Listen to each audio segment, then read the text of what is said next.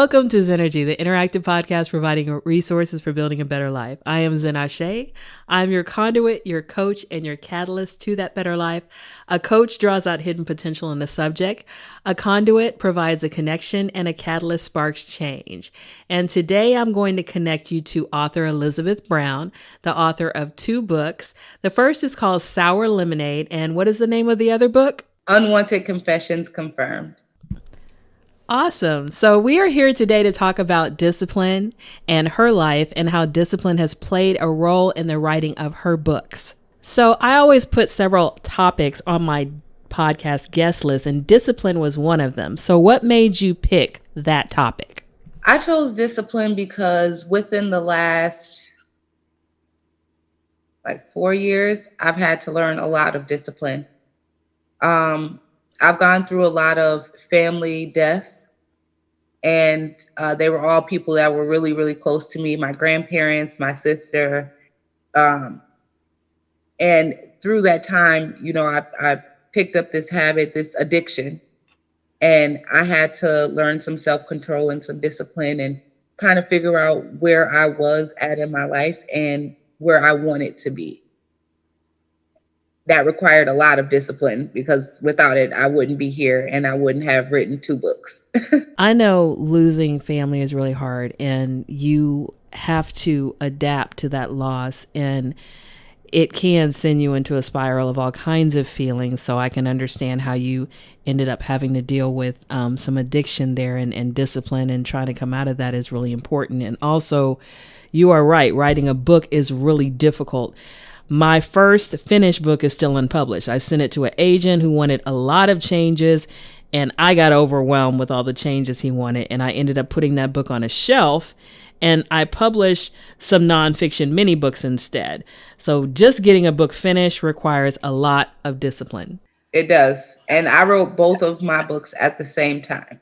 Oh, wow. Yeah, so they were both written at the same time. They were both published at the same time, both released at the same time, and I'm trying to sell them at the same time. So it's definitely been a journey. I cannot even imagine writing 2 books at the same time, because I wrote one 20-page book and then I wrote one 24-page book, and I can't imagine having 2 different topics going at the same time. So you had a tremendous amount of discipline to get that done. And we all have areas where we're strong in discipline and weak in discipline. I've been working on improving my discipline in certain areas, and I'll be sharing some insights that I've learned in this podcast. What do you think is the foundation of discipline? Foundation? Like, where does it come from? God. Okay. I'm a strong believer in God, and I just believe that, we are all given choices. And although we may pray to God or a higher being of some sort, we still have to do the work. And the foundation of discipline roots from that initial choice you get as a kid. You have to lay the fertilizer, it grows and things like that. And as a kid, what we went through or what we didn't go through helped shape, what our discipline would look like, whether we would be strong or whether we would be weak in it. Okay, I agree with that. Family has a lot to do with it. Some children are raised in strict environments with a lot of rules. They learn a lot of discipline because they have to live a certain way. Others have no rules. They get up whenever they want and they don't have any chores. So they expect to get away with a lot. And then they have a rude awakening as an adult, because saying no to bad habits is more difficult once you're set in your ways. And then you realize, oh, I have to change. So I agree with you that discipline starts in the foundation of childhood, how we're raised. And if we don't have that foundation strong, it makes it very difficult for us later. Well, and see, I actually dealt with both sides of what you spoke about as family dynamics. So as a younger child, I grew up with, I'll just say my dad's side and my mom's side to make it simple for everybody. But I grew up with my dad's side, and my auntie raised me. And then I grew up with my mom's side, And my mom was more of that relaxed parent you were talking about. Get up when we want, didn't have to make the bed. We had chores, but it was still very relaxed. My aunt's side was that discipline. This is what you do in the morning. You make your bed every day. We go to school every day. We're going to learn every day. Like, so it was just, I dealt with both of them. And as an adult, trying to find your place and trying to find the discipline in your life, I can say it's hard. It is. It's hard. And to be truthful, now is when I'm struggling with it. And I thought for so many years that, oh, I'm fine. I can just wipe it off my shoulder. Everything is okay. And I don't know. I got in my 30s and I'm like, wait a minute, there is an issue, and so I had to go back to my childhood and figure out where this issue stemmed from, which is the discipline again. And it stemmed from when I was a child. So I was a child athlete, so when I was in training, I ate healthy and exercised. Discipline was imposed on me by my coaches. Then I left college, got married, had kids, and tried to retain some of that. But I had a partner who made that difficult. So when I got divorced, I was out of the habit. I was in the habit of eating whatever was convenient and tasty and had begun eating out a lot. So recently I decided I need to put more discipline in my life, and I met with a weight loss coach, and she told me to listen to a podcast called Brain Over Binge. The first episode dealt with how when we get tempted and give into that temptation, we actually are wiring our brains to strengthen that habit because our brain associates the feeling of satisfaction we get from giving into that temptation with the bad habit. So we actually have to resist that temptation and rewire our brain to feel satisfaction from the feeling of control or the weight loss that results from the changes. But initially, there will be a very uncomfortable period when our brain, body, and emotions are all resisting change. And that's where remembering the why can be helpful. And this doesn't apply only to eating, but to other habits. For example, if you hit the snooze button every time and end up late to work. So they were saying on this podcast that you have to break the cycle and you have to start with your new pattern, and that we have to realize we actually have two brains, the primitive brain or animal brain and the advanced brain, the prefrontal cortex. The primitive brain just cares about survival, just getting through the day, whatever makes you feel good. It's not worried about your goals. It's not worried about the long term. It's not worried about making sacrifices. And they were saying that we have to realize that if we have a really strong temptation and urge, it's not really us. It's the animal part of the brain. And we can say no. And the more we say no, the urge will weaken and eventually go away. But the more we say yes, the more it will strengthen and become a habit.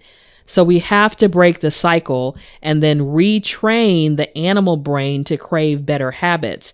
And that's where the discipline comes in, when we have to use our logical brain to start on a better path. Mm-hmm. Yeah. So I wonder then, a question I have for you is, what do you think it's like for people who undereat?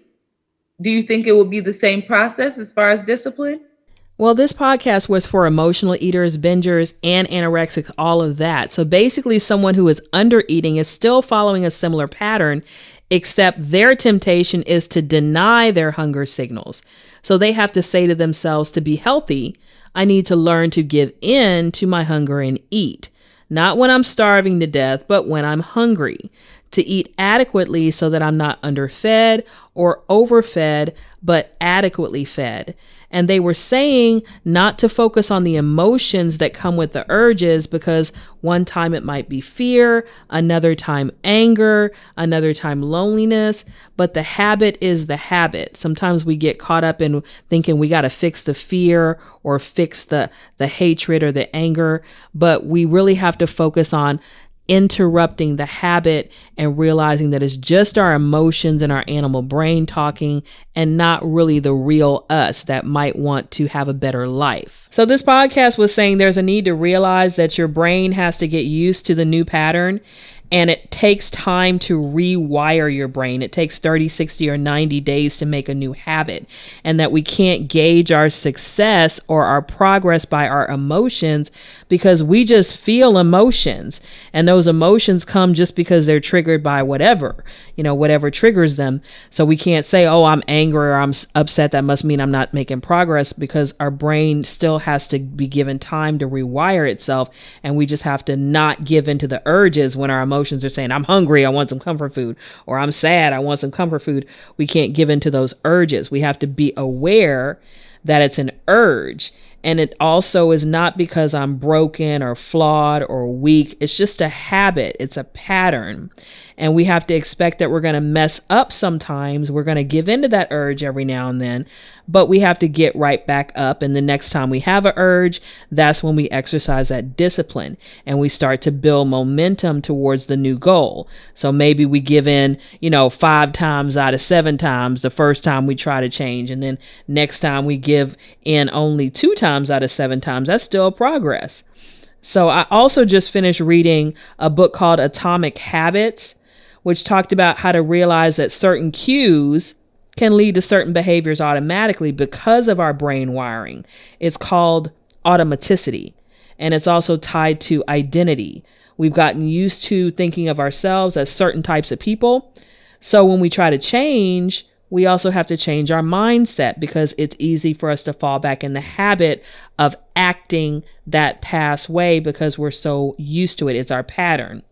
So for me, this book and this podcast took a little of the pressure off. Sometimes people feel like if I'm depressed or I'm lonely, how do I fix that? And I have to fix that because that's what's making me overeat or binge or undereat. And these doctors were like, no, you can acknowledge the emotion and realize that it's just an urge. It's just a triggered feeling, and that it can go away. But that habit is what you have to focus on, because the habit is a behavior, and it's a much easier to change than trying to control emotions, which come and go, at whim. And that only changing the habit can change your body, can change your health. And that's a lot like writing, as we were talking about your book. You have to get the words down on the page no matter how you feel. You have to put in the time, put in the work. So what made you have the energy and motivation to want to write? Truthfully, I didn't have plans on being an author of any sort. Poetry is just an outlet for me, it was just an outlet for me. And last year, my friends were, through the pandemic and everything, my friend was telling me, like, you should write you should put your poems into a book. And I'm like, no, that's not my thing. I don't want to really share my work. And I don't know, she just kept really making me feel good about it. And with her motivation and just her willingness to push me is really what got me to write the books. It was difficult just because, I was in the rain, the sleet, the snow, back and forth at the library because I have a laptop, but of course, writing a book, my laptop doesn't work, right? So, I was back and forth at the library day in, day out. I went to work for 8 hours at the library for at least 5 or 6 a day. And so it was really difficult, but knowing that I had the ability to write the books and that someone cared enough to, wanted me to get my work out there, it was motivation enough for me to do it. Well, I want to bring some light on what you just said, because people will say, oh, I want to write a book someday, as if it's the easiest thing in the world to do. And you just said you went to work for 8 hours and then you went to the library for 5 or 6 hours a day. And there are people who will never commit to that kind of investment of time. That takes discipline. I'm reading the book on writing by Stephen King, and he says, if you want to be a writer, you need to be willing to put in 4 to 6 hours a day when you're writing a book. And if you're not willing to do that, don't even start the process, because that's what it takes to get finished. And, people who think, oh, I just want to write a book one day, they are not even considering the discipline it takes to get in your car and the rain and the sleet and the snow, as you said, day after day when you're tired after work, and sit there for 4 to 6 hours a day to get that first draft done. And then when you get the first draft done, you are not done. You have to read it. You have to revise it. Then you're still not done. You have to edit it. And then you still have to go through the process of proofreading it even another time to make sure it's all right. You didn't leave things out. And then sometimes there's even more that has to be done, like getting the book cover done, getting the copy editing done, deciding who you want to publish it or if you're going to publish it yourself. That's all discipline. That is all painstaking effort and work. Through that, through the process as well, I was dealing with, like I said, I had been dealing with addiction, and my addiction was alcohol. And so because I was confused, remember I talked about being confused between the two households and where I stood, that created this addiction that I had. And I don't know, I keep saying that, I just have to give it 100% to God, because that wasn't my plan at the time that it happened, but it happened, and I had to have discipline doing that and try and have discipline doing my books. And being stressed out and wanting to drink a glass of wine when that's not the place I'm at took far more discipline than I was even prepared for. Well, I have heard that alcohol sales and drug sales increased dramatically during the past year. People fell off the wagon because of COVID, George Floyd, unemployment, all the weather changes, Trump and his followers doing all the things that they did. Routines were erased. People felt fear. They had fear of getting COVID. They had fear of losing their jobs. They had fear of going through their savings. They had fear of sending their kids to school or not sending them to school. What are they doing at the house? They had fear of their kids failing. There were just so many fears, so much stress. It seems like everywhere you turn, you had stress everywhere, and you couldn't even feel comfortable leaving your house for a period of time. And even some people will say they don't feel comfortable even now because we have, another variant out there. So all of these stressful situations at one time, not for a week, not for a month. I mean, it's still going on.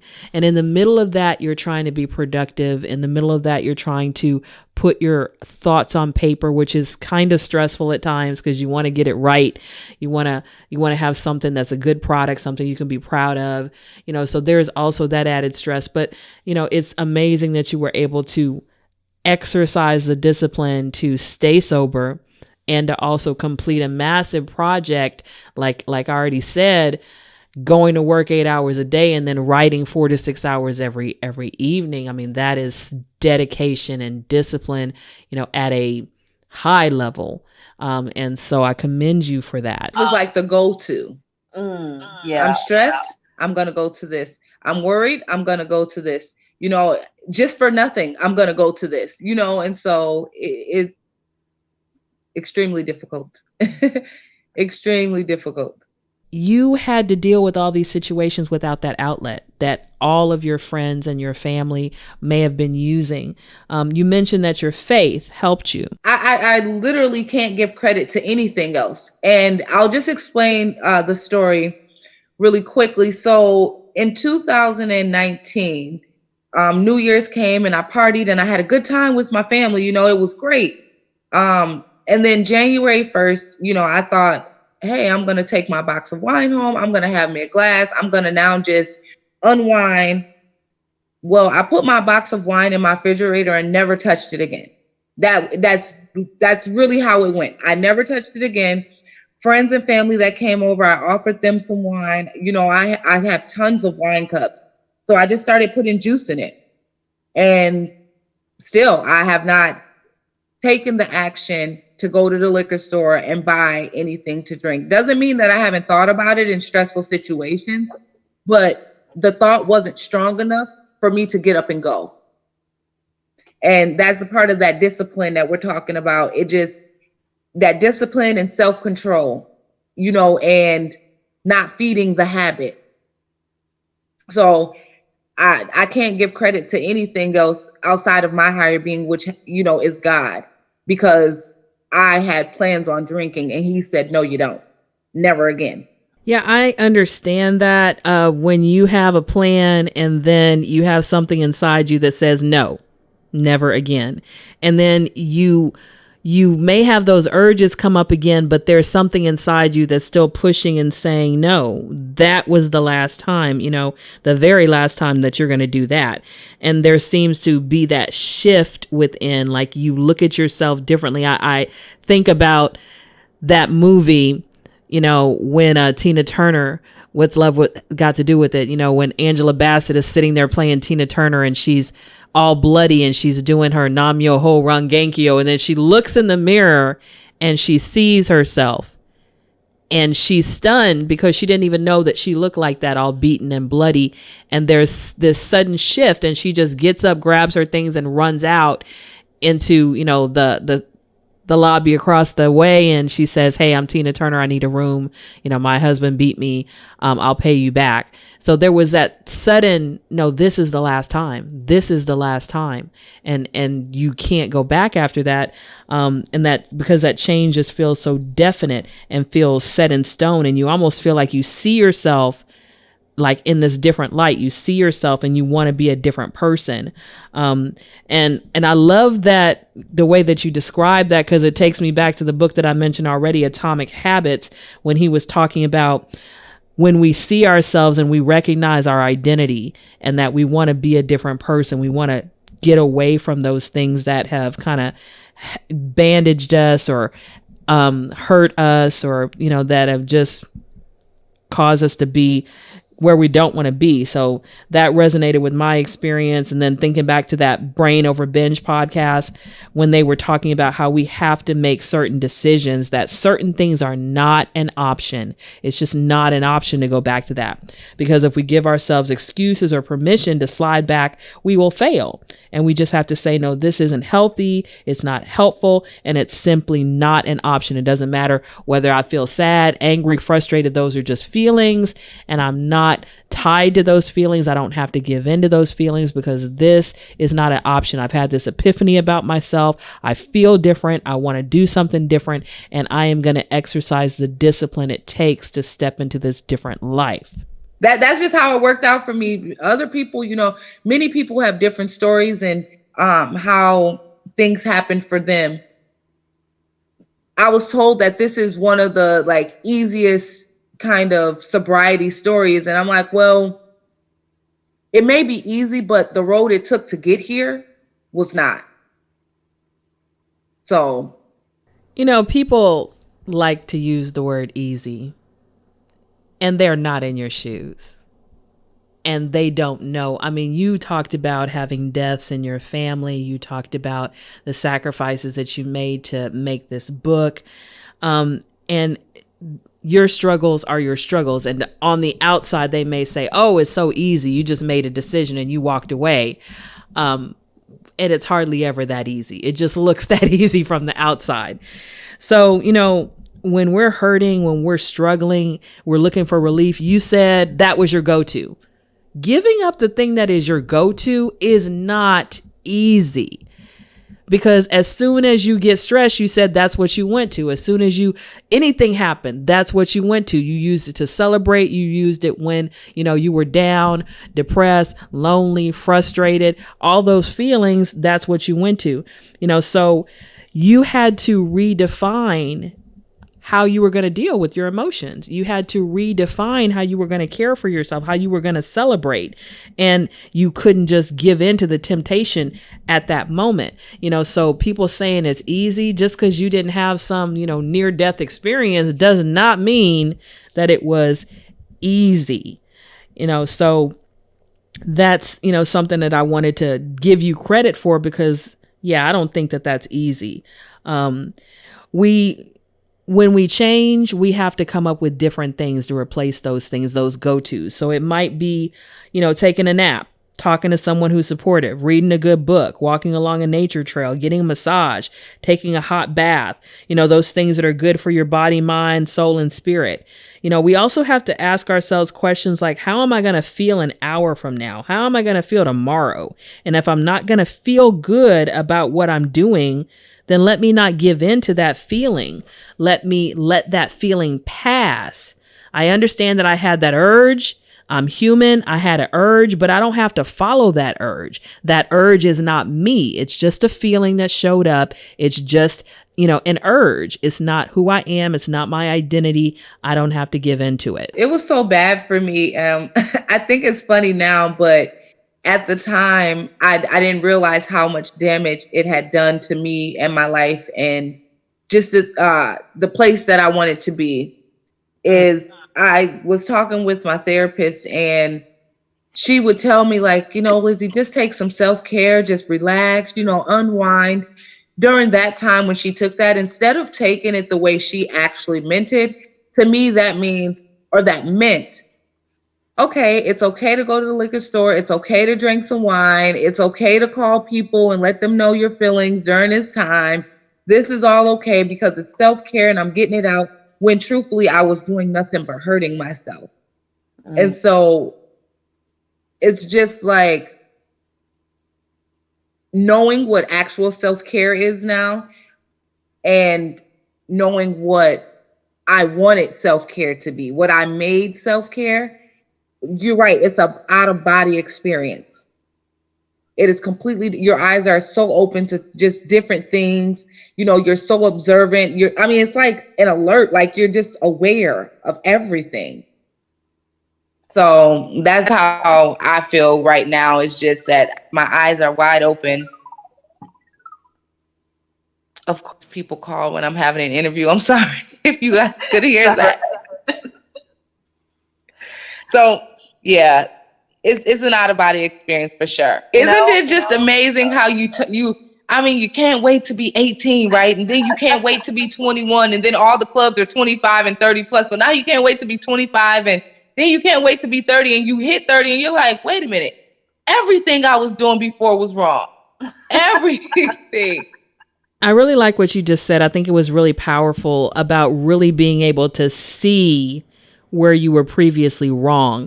Sometimes we define things the wrong way. You were defining self-care as indulging, in alcoholism, and sometimes indulging in maybe complaining to your friends, but you realize that really wasn't self-care. Just because, let's say, for example, somebody enjoyed going to the club didn't mean that was helpful, to them. So discipline can be the difference between saying I would enjoy this, but it's not really a good fix. It's just a temporary high. It's just a temporary Band-Aid, and it's not a real solution. I think that's why vision boards are really powerful. Goal setting is really powerful, because you keep in mind the person that you want to become, and you start taking steps towards becoming that person. And then you are able to see giving into this temptation isn't going to get me there where I want to be.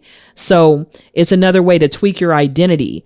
So did you visualize yourself as an author before publishing your books? That's how it was. It was, now I'm an author, but I'm not going to say struggling, but I'm still getting used to it. I'm still getting used to putting that author in front of my name. Before it was just Elizabeth Brown, and now I need to add a little respect to myself, and I need to, put that on there, and just kind of really live in the shadow of an author. I don't know what that looks like.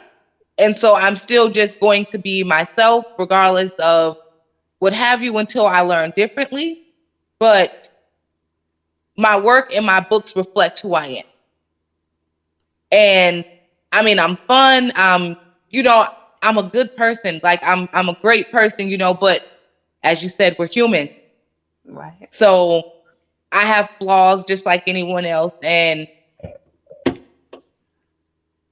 dealing with the flaws I currently have in trying to be an author, I don't know, I want everyone to be just as excited as I am about me being an author, but first I have to excite myself about being an author. And so until I successfully excite myself about being I see my books. I have books here at, with me at my home, and I see them every day. And every day I look at them and I'm like, oh, that's my baby. I just birthed my baby. And then I'm like, but what did I birth though? You know, what do I want people to get from my work? What do I want them to view me as? What kind of reviews, you know, should I get upset at? I don't know any of it, you know, so it's all new. And the reviews I'm getting and things like that are, I mean, they're great, but I can't wait for that troll, because now I feel like I've prepared myself to even go up against something like that. But as far as being an author, yeah, I'm still in the like, whoa, whoa, I'm an author, you know, I should probably talk to some other authors and see what that looks like. How do you go, you know? Because it just feels like I'm still me. I'm still me with 2 books. I really understand what you're saying. You know, I'm a poet, a host, a speaker, an entrepreneur, an activist, an educator, an author, a podcaster. And whenever I add another thing that I do, there is an adjustment period. You know, some people say it's imposter syndrome, like you feel like you're not really who you say you are. So you feel like an imposter for a little while. And then you start to feel, I'm really good at this, and I really feel confident in it. In fact, I heard Les Brown say you have to be willing to be bad and awkward at something before you get good at it. So when you first put yourself out there, there's an adjustment. There's almost that expectation that people are going to say, oh, you ain't really an author. What you write? Are you in Barnes and Noble? I had somebody on Facebook ask me that. If you were author, are you in Barnes and Noble? And I was actually able to say, yeah, barnesandnoble.com. You can go look up my first book right there. You know, and that felt good to say that, you know, because people, that's the first thing that some people are going to say. Well, where can I find your book? Can I walk into a bookstore and get it? If you're not on the shelf, you're not really an author. And then you can say, you know what? There's online bookstores now too, you know. Or you can walk into a store now. You can walk into the Moment and you can actually buy my journal books now. So I think there's that adjustment period where people can test you and question whether you are who you say you are. But we're growing into our greatness. You know, we're people who are evolving. And we got to continue to kind of push ourselves. And I want to push myself until I've expressed all of my talents and abilities. But there is that confusion. Like you were saying, I want to get with other authors and see how they do this. You know, you want to know, am I doing this right? And I think that that's why there's so many groups on Facebook and on, you know, the Clubhouse, and people are getting together to get kind of a community of people who do what they do, because you do kind of feel like, I don't know what I'm doing. You know, am I doing this right? And it does feel good to get in a group of people who are, some of them just as inexperienced as you are, some of them much more experienced, but they remember what that feeling is like. They haven't gotten to that point of, you know, better than everybody and thinking that they know everything, you know. So it's a beautiful place to be able to meet with people and just be vulnerable and say, you know, okay, I want to learn, but also to have that confidence to say, you know, I'm doing it my way. My book is my book. There may be other ways that other people publish their books. There may be other things that people talk about, but this is my style. And it's okay to be, you know, myself and to be in my own lane, you know. So we have to give ourselves permission to go through that awkward stage. You know, I'm a parent. And I remember my kids growing up and they're beautiful toddlers, 1, 2, 3, 4, and then they hit that awkward stage and they're all arms, like this body is growing too fast for them. They're tripping over themselves, but they're growing and they have to be uncomfortable in that new body till they grow into it. And I think that emotionally and mentally, it's the same. We're not fully comfortable in our new self. And so it's okay that we just have to push through that and say, it's going to get better. It's going to get easier. I'm going to get skilled. But I think sometimes people give up because they think if they don't get it right, or if people laugh, or if they make mistakes, that they should quit. And they don't realize that's just a part of evolving.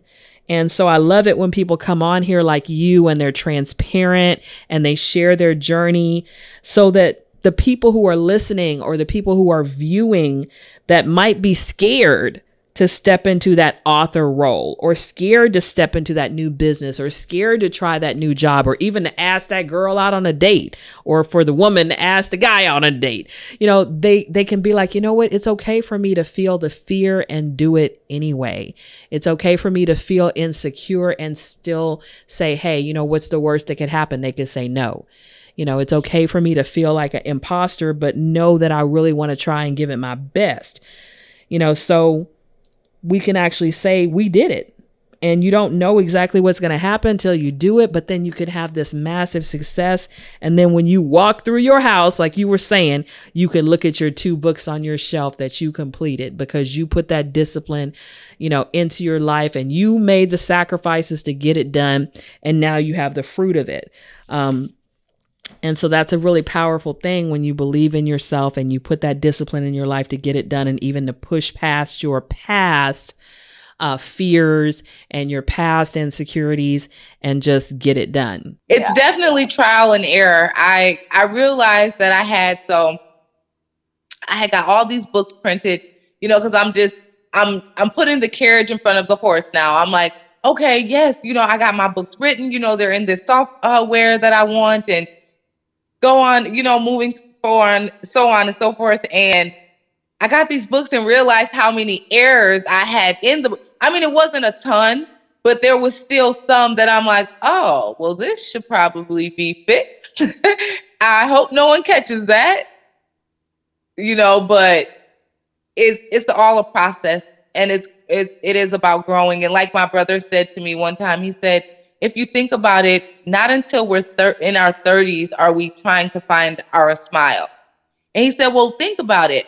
And I literally have all my IDs from, like being a little kid to now. And it's true. My smile changed in each photo. And I'm like, wow. And now I found my smile. So, that growth, is beautiful when we make it there, but the process to get there is a process. It's just that. That is amazing, because babies are born and they begin to smile months after they're born. And you felt, and your brother said, that you didn't really find your smile, get comfortable in your smile until your 30s. And I can really resonate with that with my hair, because, during quarantine, I decided to cut off all my hair and go natural. And forever, my whole life, I had been afraid of going natural, even though I thought that it would be healthy, even though I thought that it would be a better experience for me, even though my hair was breaking off and shedding and doing all kind of crazy things. And since it's been natural, it's grown and it's so much healthier, so much thicker. It's doing so many things that I've always wanted it to do. And I think it's beautiful, but we don't grow into our own overnight. We don't grow into our own and become confident in who we are in our own skin until sometimes, you said the 30s. I would say for my hair, it was my 50s. And with publishing your first book, when I published my first workbook, I put it out there. I did the first run of printing, and just as you said, I found 10 mistakes when I looked at that first run, and I'm like, I proofread this thing, I don't even know how many times. And so I edited after I had sold out the first run, and I did a second run, and then I found one more mistake in the second run. Like, how did I miss that one? It's not perfect. But the thing that I realized is that things don't have to be perfect to have value. So there were a lot of people who bought my journal book and they were working through it. And those 10 mistakes, they didn't even notice in the first one. They were working on themselves and journaling and meditating and reading the different concepts and putting their pictures, songs, and affirmations inside. They were changing and growing. That's what they bought it for. They didn't buy it for it to be perfect. They bought it to help them. And so when you're putting out your book, people are buying it to hear your thoughts, to see themselves, to be inspired, to have that experience with art so they can really just enjoy what art does. So tell us a little bit about your books. Well, Unwanted Confessions Confirmed, right here. This one is a story of a young girl as an adult that has been tested with triumph, tragedy, knowledge, morals, values, and of course, confession. And Sour Lemonade is a constant reminder of keeping your loved ones close, regaining power and strength within yourself. Okay. So Unwanted Confessions Confirmed is a period in my life from when I was a young girl to about high school. And Sour Lemonade is a little bit so in college and so on until now in my life. And they're both very short books. And the reason is because I wanted people to understand this portion of my life and really take it for what it's worth, and really, take what's for them and leave the rest. And I don't feel like that could have been done with my first book if it was a huge book. I don't think they would have gotten who I was or being able to connect with me as they would now.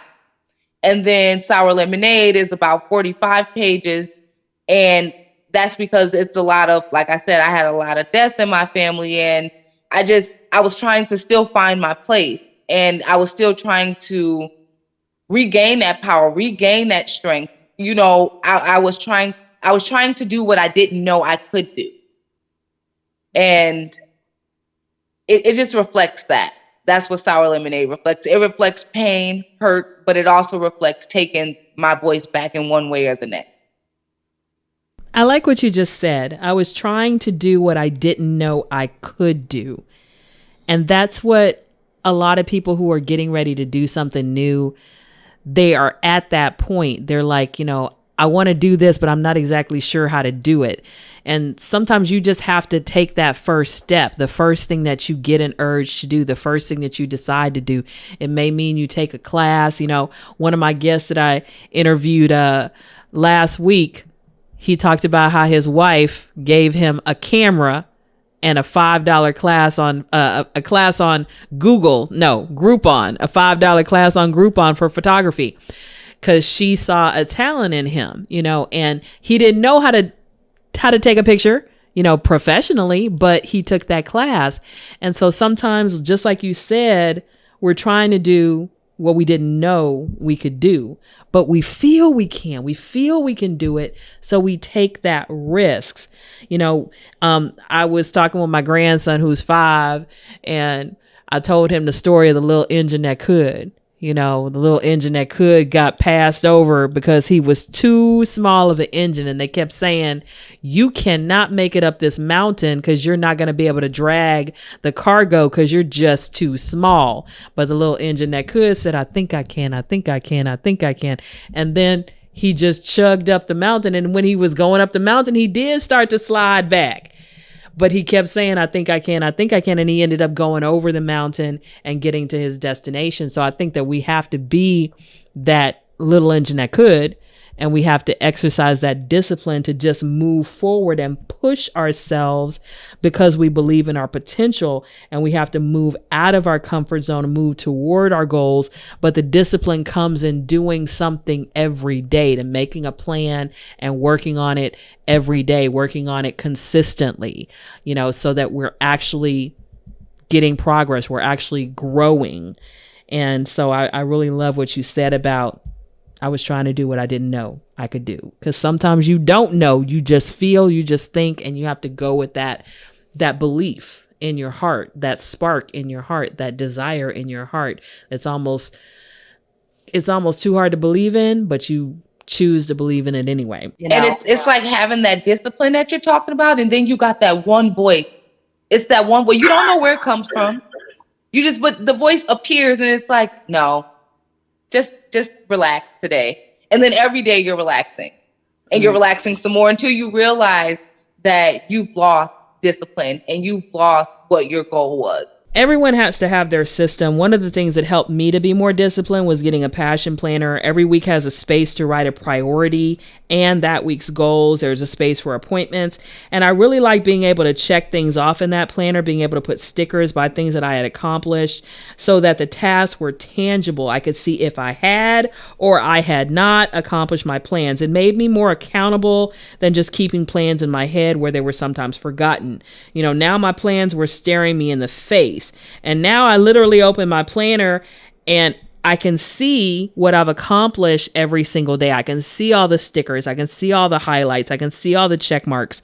And that was a discipline that I put in my life about 2 years ago because I said to myself, I'm going to be more productive. You know, my identity is I am a productive person. And so my cue, like Atomic Habits said, for that productivity was to write down what I was going to accomplish each day, which made me utilize my time better. And even though I still have some areas that I'm working on, I just stopped wasting time and I stopped making excuses for my wasted time. You know, I started my day off with, this is today's priority. This is what has to be done today, and we got to get it done. And I think that everybody has to develop a system, whether it's having a friend, you know, to ask you, hey, did you accomplish that or not? Or posting the goal on Facebook, or joining a group of like-minded people, for example, Weight Watchers or a Facebook group. You know, peer pressure can become a powerful accountability trigger. I think that some people think that their emotions will help them, that they can just rev up some motivation. But most times I think we don't feel like doing the things we need to do. We need a system, a cue, a time and a place, a plan. And that's another thing covered in Atomic Habits, how to stack habits and pair a new habit with something that you already do. That book has whole chapters on creating systemic behavior chains. So have you put any system in your life to help you be a little more productive and systematic in accomplishing the things that you want to get done? Yeah. So I'm actually in this PR and speaking class. And they're kind of teaching us to put things in like spreadsheets and things like that. So I've been doing a lot of those spreadsheets and things to kind of remember. And I've just been putting a lot of things in my calendar as well, just to make sure I'm on point and I'm on top of things. I will say that I would not claim to be as far as you, because I am still getting there. And that process of just, you know, when you go and you work and you do this and you do that, and you try to just remember it, like you were saying, you don't really remember everything. And so I'm just trying to incorporate that pattern of using a planner and using my calendar more, and not just trying to remember it because I'm on the go, but taking that second to write it down, or taking that second to put it in my calendar. So I'm hopeful that I will get to where you are. Well, I'm going to say this, and I have to shout out my teacher family out there if they're watching, because before 2 years ago, I had never used a planner, not consistently. I would buy them, I would use them for a few days, and that was it. And I want to just say this to all the people who are out there. Sometimes it takes the right tool. You know, if you're trying to use a hammer when you need a screwdriver, the hammer is not going to work. So just because there's a planner that you use from the dollar store and that didn't work for you doesn't mean that there's not a planner out there that will work for you.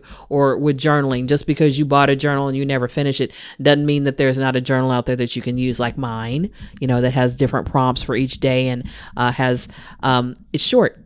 It's only 20 pages, volume 1. It's only 24 pages, volume 2. So sometimes you have to find the right tool. So I had a teacher friend, and she loved hers. I mean, she carried it everywhere. You never saw her without the planner, ever. Every time I saw her in the building, she had the planner with her. And I was like, what is that thing? I mean, you carry it like you're in love with it. What is it? She was like, this is my planner, my passion planner. And I was like, girl, let me see this thing. And I opened it, and it looked like, to be honest, the first thing I saw when I opened it, it looked like a wonderland. I mean, she had doodles, she had pictures, she had stickers, she had maps, she had a little scrapbook going on in there. I was like, what is this? I wanted to keep it just because I wanted to explore it. It wasn't even mine, you know? And I was like, what is it? She's like, it's my passion planner. And I said, oh my gosh. So I went to the part that was empty, and I looked at it, and it had places for your personal goals and your work goals. It had this thing called the space of opportunity where you could just doodle. It had motivational quotes. It had an inspirational task for each week. So those things really resonated with me. And the variety of quotes in there just really resonated with me. They had little activities you should do each week to try to make yourself more, you know, more of an impact in your community. I was like, okay. You know, so I really found a planner that works for me. So sometimes what you've done in the past hasn't worked because you haven't found the right tool, you know, and that's why we have to keep searching. And also when we see something working for somebody else, we might want to invest in that system, because sometimes discipline is a matter of finding the right coach or finding the right tool or finding the right book or finding the right quote. You find that thing that helps you to develop that skill that you need, so I believe in having a toolbox where you go and find out all kinds of, little things that help you. I believe in having role models and looking up people who have succeeded so you can really be inspired to follow in their footsteps. That's a good suggestion, because I have a ton of just notebooks and planners and calendars and this and that, and I buy them because I don't know, I go into Walmart and I'm like, oh, this is really cute. And I buy it. I'm like, yeah, I'm going to write in it. And then I realize that it doesn't have anything that's going to contribute to my day or make me want to write in it outside of whatever glittery on the front. So I also wanted to go back to something else, because you mentioned both of your books and how one of them covered one period of your life and another one covered the period of your life where you had a lot of deaths. And I wanted to say that I think that that's the sign of a true artist. To me, a true artist is when you go through difficulties, you turn to art. And you use art as an outlet. You use art to deal with your loss. And you gain wisdom, and you show what you gain, the wisdom that you have gained through your art. We bleed all over the page and all over the audience, kind of metaphorically as artists. We hold our struggles up to scrutiny in the public, because part of that is how we heal.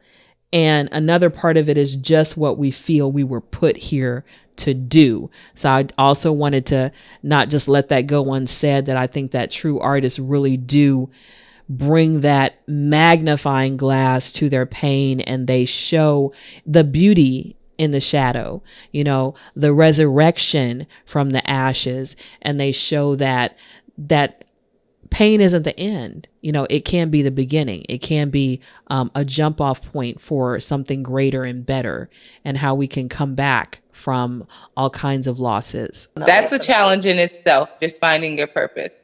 Yeah. I don't know how many times I've asked myself, what is my purpose? I've gone to school and I've paid all this money for this career, but is that my purpose? I think some people may disagree with me, but I feel that your purpose is ever evolving.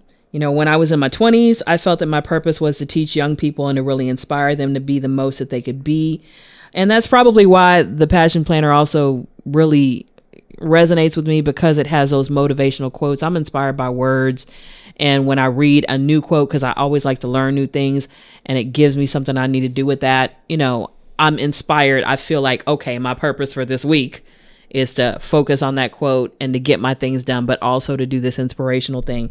So when I was a teacher, and that was my only focus, that was my only, in a sense, purpose as my career, my goal was to inspire people that I came in contact with. And then later, I realized that I could do that outside the classroom through my Laughs and Lyrics shows, and that I could provide a platform for other artists to come out and inspire. And then, that led to creating merchandise. And then that led to this podcast. And I also began to come up with, I guess, little slogans. Like at the very beginning of this episode, I said that I believe that I am a coach, a catalyst, and a conduit.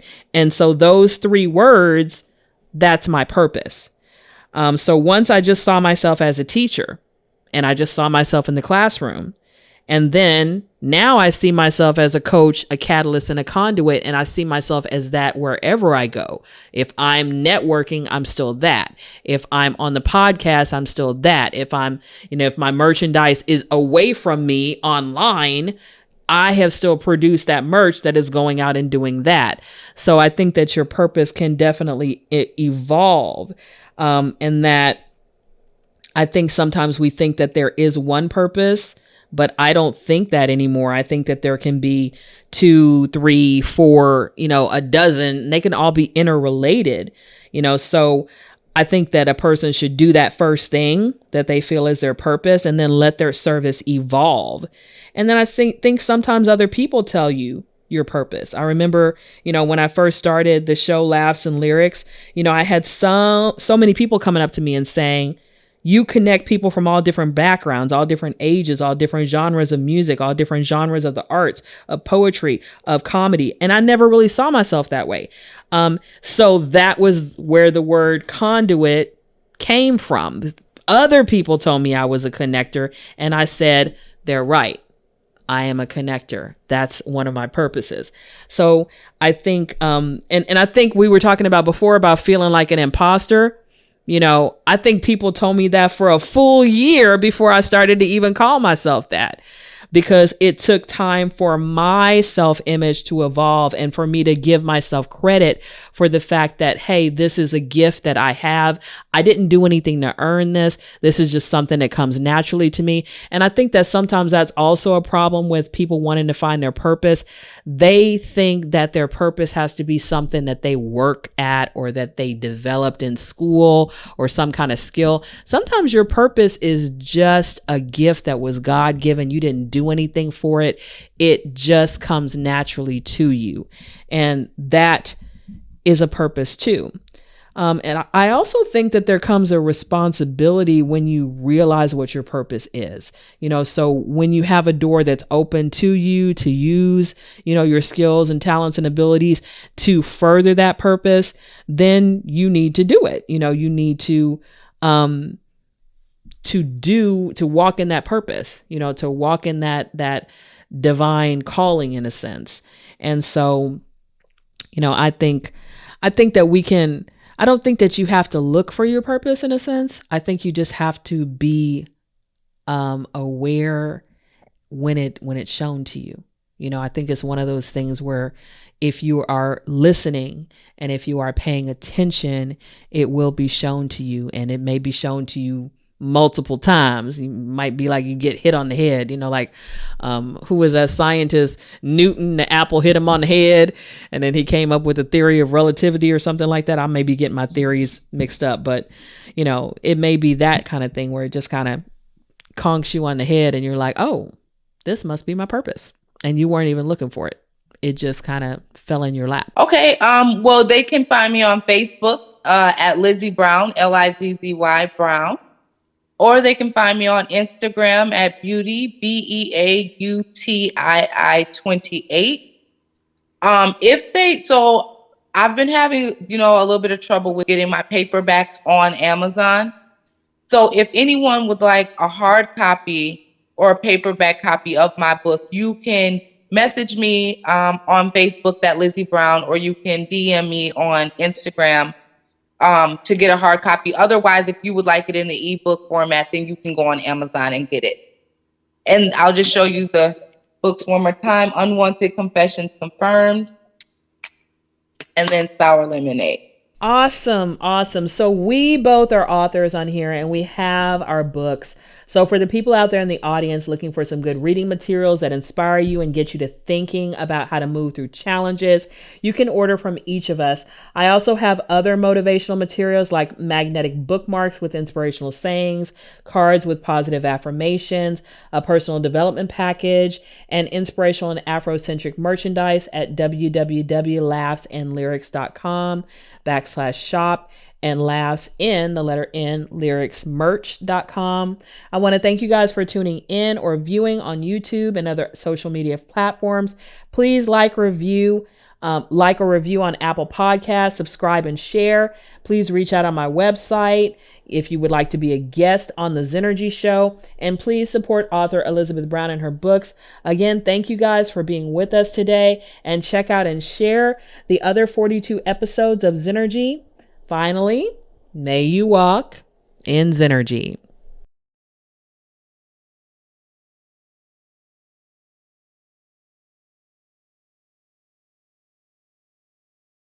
My name is Zennurgy, and I have a weekly podcast called Zennurgy, which is fuel for the mind, body, and soul. And this is the Zennurgize Your Life Goal Setting Package, Volume 1. It comes with the workbook, a journal, stickers, a bookmark, tabs, and a QR code where you can find my podcast. And inside this workbook, you're going to have 16 different principles. The first one, I'm going to show you mine, is abundance. You have a place to put pictures that inspire you of role models, also pictures of goals that you want to create, goals, journal prompts, meditations, affirmations, all kinds of things to help you focus on this principle to better your life. And like I said, there's 16 principles. So this is a $15 package that comes with all of these things I've shown you, $21 with shipping and handling, and you can get it at laughsandlyrics.com. So Zennurgize your life with me. Thank you.